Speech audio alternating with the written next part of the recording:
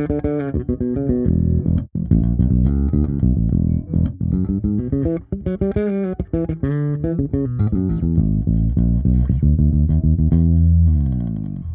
I'm Tom. There's a video floating around where Joe Data is promoting some Mark bass gear and he creates this amazing jam on the spot.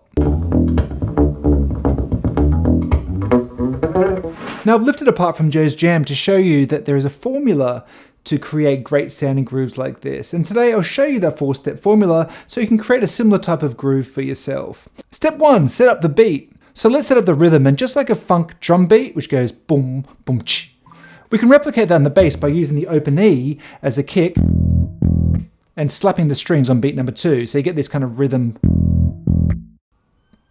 4, 1, 2, 3, 4. And you can also add a ghost note straight after that main beat as well. It kind of makes it extra funky, I guess.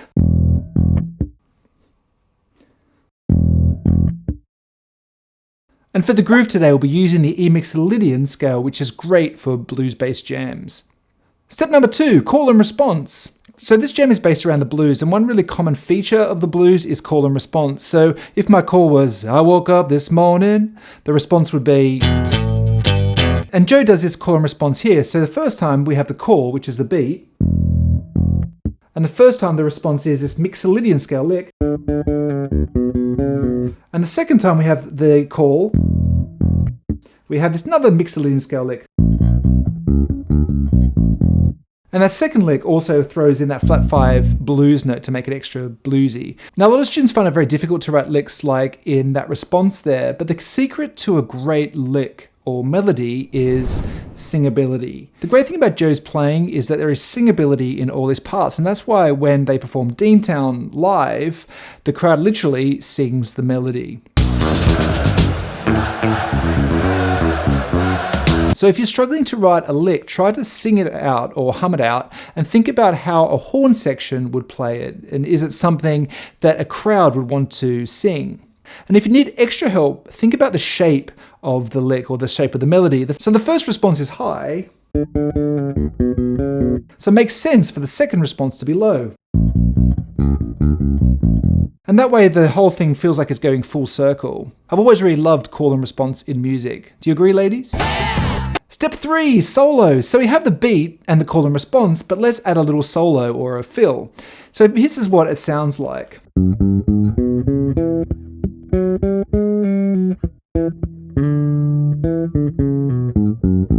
So the easiest position for fills and solos is what I call the funk fill box. So if we find the root note, which is this E, then we just go 2 frets to the right, and it's just square here, and it's all the major pentatonic notes, and you can use it to create fills and solos. It's an easy shape to remember. It's just a square, so it's just great. Now to make it even more bluesy, Joe also throws in the minor third, because blues always flirts between major and minor, as well as a flat 7th, as that's a keynote for the blues and also the Mixolydian scale. And Joe just runs up the scale with some ghost notes and hammer-ons to make it a bit more interesting.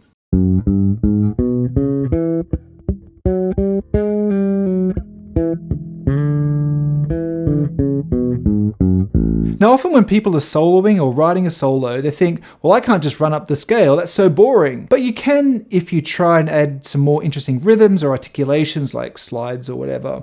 But I would be cautious about starting on the root note of the scale, like the E in this case, as that can make it a bit too scaly sounding. And like I mentioned before, that whole part is really singable. It's got that Sir Duke horn section vibe to it. Yeah, I'm not very good at scatting. Step 4, the big finale. Before we get into the big finale, please like the video if you find it helpful. And I'm interested if you have any intermediate level lessons that you would like to see on this channel. So let me know in the comments if you do. So during a few different parts in his jam, Joe plays these chromatic James Brown type horn runs, and they act like an exclamation mark at the end of a passage. So here's one that I've lifted.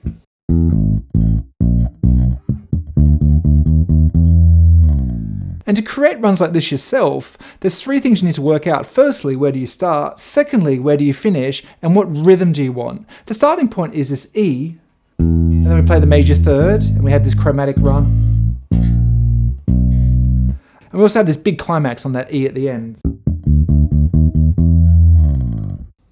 Now, it feels great to listen to and play these kind of runs, but also just trying to think about the rhythm in that first part. We had these horn jab kind of rhythm to it. Ba-da-ba-ba-ba. And the second part, the rhythm speeds up.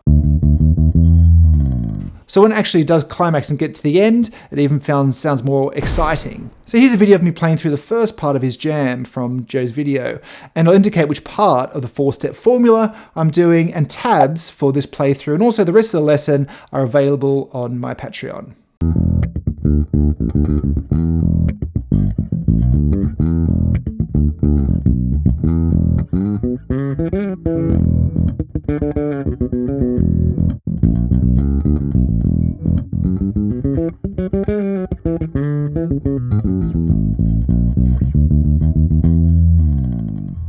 So YouTube thinks you're going to like this video next, and a big thanks to all my Patreons, especially my VIP patron.